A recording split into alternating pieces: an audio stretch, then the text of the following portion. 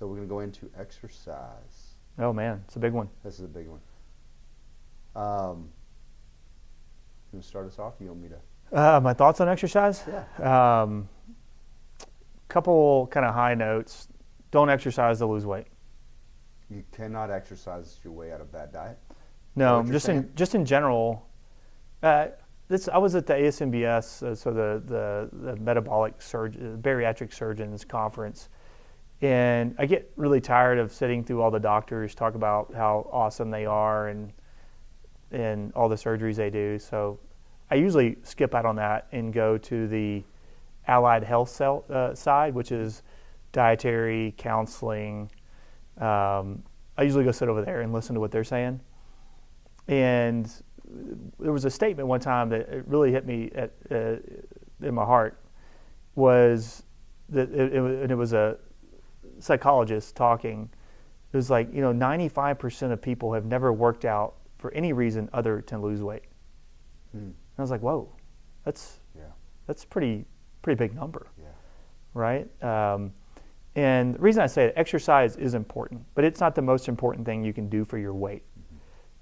So what do I mean by important? And people, all my patients probably hear me say this. My health and wellness philosophies is I'm training to be 90, right? I feel like modern medicine's going to limp almost everybody along into their late 80s and 90s. I saw my grandparents go into their late 80s, but their quality of life went away at 68, right? 65. So they're alive, but are you getting much out of life? Not functional. Yeah. And so, I kind of changed my workouts. I changed my way I approached exercising. It's not about having big muscles. It's not about a six-pack. It's not about how much weight I can throw around. It's not how many, rounds I can do in an AMRAP at the CrossFit gym. It's literally mobility, flexibility, mental decompression, moving well, working on the things that bother me or hurt, working on the things that I notice to be weaknesses. But I don't go to lose weight anymore. And maintain a muscle mass as we get older. Yeah. Oh, yeah. Yeah. I mean, I'm assuming you're going to bring that up. As we get older, we naturally lose muscle mass. Even if you're active. Even if, and there's some things that play into that, or, we decrease our protein intake as we age. Natural hormonal processes kind of get out of whack. Goes down. Yeah. Yeah. So we have to work at it. You got to train. Yeah. You got to train to be 90. Right. Well, I'm the same way. I've a lot of people want to run a marathon in their life or a half marathon. That's awesome. I encourage that. But a lot of people want to be at the best at the CrossFit and be very competitive. That's awesome. A lot of people want to do triathlons. That's awesome. That's not me. That's not me either. I have 2 young girls. I have a busy practice. We have a lot of life pressure. And so what I want to do is I want to find a balance that I can do something consistently throughout the week that keeps me mobile, keeps me flexible, keeps me feeling good, that ultimately, like you said, when I'm 90, I'm that guy out there still able to play golf, still able to play tennis, and feels as good as I possibly can. Yeah. I mean, I would put in my goal, I want to look like Mark Sisson when I'm like 80, but I don't think that's reality. Problem is we don't look like him now. Yeah, so, yeah. He probably looked that way at 45, right? So the importance of muscle or exercising, and it's funny. So I've been to Europe a couple times. Like you never hear the word exercise there. I mean, what kind of training are you doing? Mm-hmm. And in America, what kind of sport you play? Mm-hmm. So we've disassociated the two, like training for life, training for whatever you need to, versus exercise. And we could probably credit Dr. Cooper and aerobic exercise for calling it exercise. But for the most part, just moving, doing things, lifting heavy objects, moving, preserving that ability. Muscle mass has a lot to do with how we process energy or nutrients. I hate the word energy, really. So going back to what we think goes wrong when people put on weight and we can't get it off, the mitochondria. So the little things in each one of our cells that take in raw nutrients and convert it to ATP, energy. Mm-hmm. So notice I didn't mention calories at all in here, but I'm taking raw ingredients. I'm taking the building blocks of carbohydrates, the building blocks of proteins, which are amino acids, the building blocks of fats. And through all these little conversion cycles, I'm producing ATP, which then goes out and fuels everything in our body. So baseline, the more of those we have, the more healthy we are, the more mitochondria we have. Where's the biggest number of mitochondria? In our muscle. Yeah. Right? How much does white fat have? Kind of three types of fat. We got white fat, brown fat, and then kind of this mixture fat. Most fat's white fat. How many mitochondria do white fat have? Not very many compared to if muscle. Any. Like maybe one, but muscle has our highest density of mitochondria. The more mitochondria we have, the more energy we can produce, the more raw ingredients we can handle, right? Because we talked about how we think about insulin, right? You eat carbohydrates in the form of starch, fiber, sugar, processed sugar, all those things are carbohydrates. Your body wants to store those in two things primarily, muscle and liver, right? So once our muscle and liver are filled, that then spills over and is stored as fat, right? Is that pretty much how insulin and glucose works? So therefore, it's pretty easy to imagine the bigger my bucket, the less likely I'm going to spill over. And you don't really want to go revving up the size of your liver. So mainly it comes down to muscle. Because the biggest problem we see, the hardest patients to deal with in our practice are overweight and under-muscled. Because they have no metabolism. Right. Yeah. Meaning they can't produce energy. They can't take raw ingredients and turn them into ATP. Yeah. So that's exercise is important for that reason. Yeah. Not to look like Arnold or Hans and Franz, but to have adequate muscle mass for my frame, because that's the biggest buffer I have to my crappy diet. So if I don't have a big buffer, it's really hard to lose weight and be healthy. Oh, I agree. Simply put, exercise is important for epigenetics. Mm-hmm. I tell people the exercise reminds your cells, your body, to interpret the genes to be what you're trying to be, right? So if you're being sedentary, you're not moving, it's going to turn off all those activity genes. It's going to turn off all the things that it views as not necessary. You start moving, you're active, you're exercising, you're training. It's going to then go turn on all those genes to support that behavior. Is that pretty? Yep. What else about exercise? So this is just a super big picture that I think this happens in patients' lives is when you have a crappy diet. I'm going to call it a crappy diet. Okay, sugar, processed carbs, vegetable oils, your typical American diet. You're eating out at Wendy's, you're grabbing fast food here, you're not making time for the true priorities, which is eating healthy.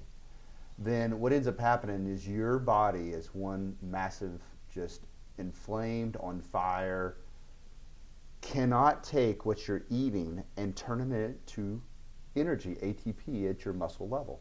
It can't burn all those nutrients because those nutrients are terrible. They can't be combusted. So what ends up happening is people, their metabolism crashes.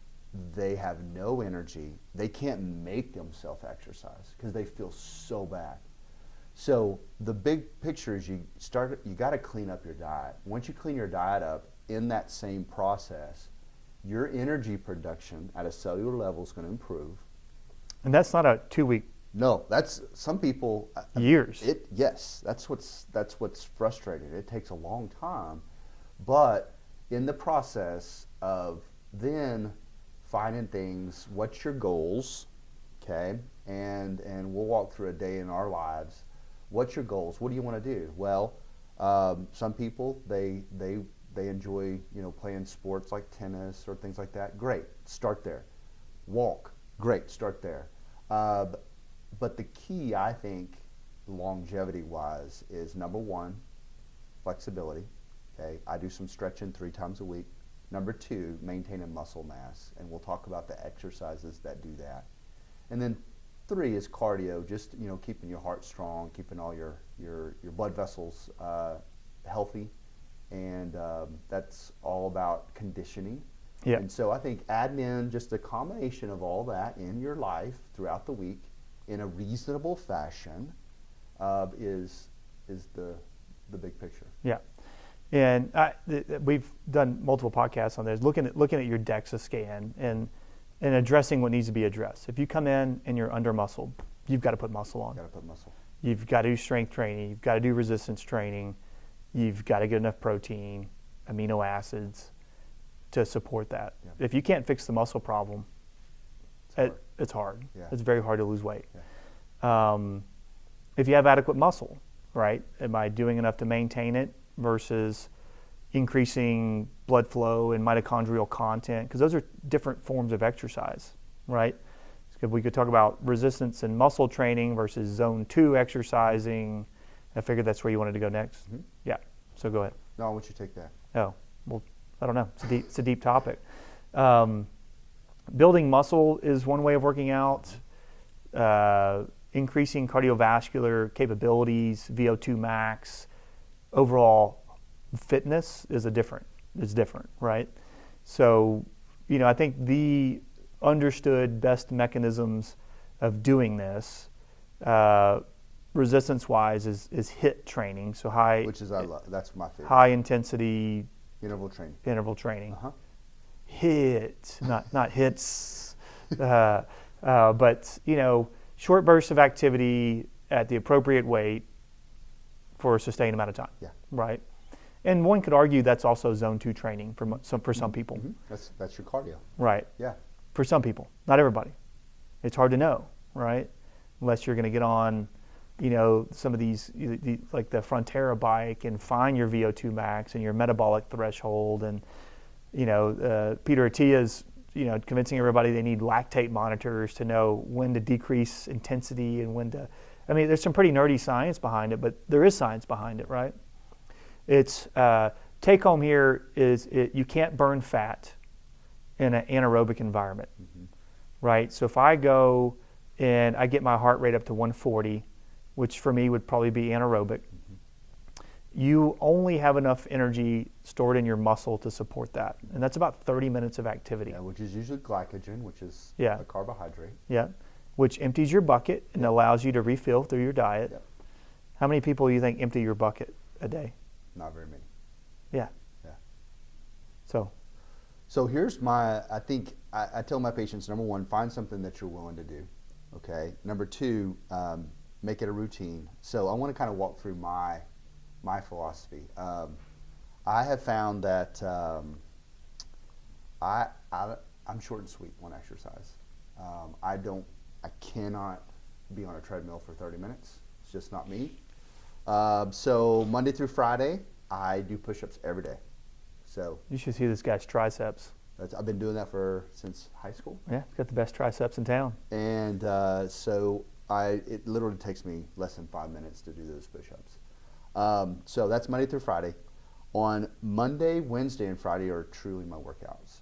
And so I go to our little gym, and I start off with probably at least 5 minutes of stretching. And all the major muscles I stretch out. Then after that, I do Sunday push-ups. And then I do 30 air squats with a kettlebell, 25-pound kettlebell. Then I do 40 to 50 diamond push-ups. Oh, that's where the triceps are so nice. That's the triceps. Yeah. And then we have a little gym that I do plyometrics. So basically I jump, okay? I do that for quite a while, and that's to me a pretty whole body workout. And then I, at that point, jump on our elliptical, And I love the elliptical because you get the arms and the legs. Mm-hmm. And I go for anywhere, it depends, 3.5 minutes or greater. And I'm going really hard. So this is an intense workout. I try to keep it within 15 or less minutes. And so I go hard and I'm done. Mine's not as organized. Mine's all about keeping the routine. So some days I go out there and it's just heavy lifting, just resistance training, no heart rate concerns at all.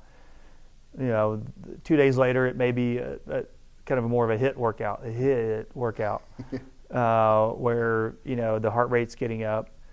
Some days it's on the treadmill running. Like you said, I can't do that for very long. Peloton makes it easy though. They got the nice scenery and the music. But anyways, some days it's just stretching. Some days it's coffee. Some days I just listen to music. But the important thing is I go out every day. Yeah, routine. I go do it every day. Check that box. Lately, I've been into this workout system called Functional Patterns. That's more about getting away from isolated movements. So getting away from weights in the traditional sense, doing more cross-body exercises, use a lot of kettlebells, but moving in unnatural planes. And I've actually really enjoyed that. Number one, it's challenging. Number two, it's really helped my back discomfort. So that's where I'm at now. But I don't know, if you're new to this, some of this stuff can be overwhelming. What would you say if somebody, because we see a lot of people, I've never worked out in my life. Yeah. So here's what I would say is a few things. One, start with walking. So I actually enjoy a walk in the evening, particularly after I finish dinner. And that helps with my glucose response, my insulin response. Being outside in nature, vitamin D, getting some sun. There's just something about that to me, it's almost like meditation and prayer and all in one. So start walking. Yeah. The other thing is we do have some great videos that have been put together over the years. I know Candy put together a lot. My sister put together a lot. And just band work, stretching, that you can find something that you can do. I do encourage people too, if you're new to it, and particularly if you have some imbalances and some difficulties with baseline core movements. I know it sounds intimidating, but get a personal trainer. Just teach us some stuff. And reach out to us, because I like to position the right person with the right personal trainer, and even physical therapy. I think physical therapy's progressed over the past 10 years as they become doctorates, because they used to be masters, now they're doctorates. Now they could they have a little bit more freedom, but they can identify the things. Basically, just don't go out there and get hurt, because if you go out and get hurt, you're going to give up. So if you're struggling, you need help. I know personal trainers are expensive, but you have to realize you're not going to use them that long, right? You're going to find some baseline strength movements. You're going to find a good routine for yourself. They're going to help you do that. But I tell people, don't be afraid to let your guard down. Go talk to a personal trainer or a physical therapist and get into a right routine. Two things I just thought about while you're talking. Rambling on. Number one is I make better food choices when I'm exercising regularly. Yeah, because I don't want to waste my exercise. Exactly. Right.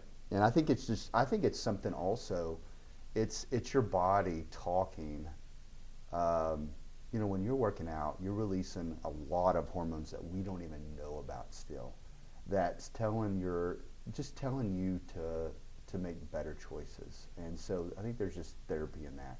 Second thing is, I saw a statistic by Mark Hyman the other day that I think those that play tennis, and it's not just tennis, but in their older age, they live 7 years longer than those that didn't. So basically what it's saying is, be active as you get older. Because if you're not active, you are not functional and you die sooner. And so I think another thing, last thing, because we're getting too deep now, but this is kind of an argument against chronic cardio. We did a whole podcast, Chelsea and I did, on people that just run or walk. Those are good places to start, but the difference between tennis and somebody that runs their entire life is the cross-body movement, right? So you're going to have balance. You're going to have strength and all those stabilizer muscles, whereas runners, very linear, right? Weightlifters, everything's linear.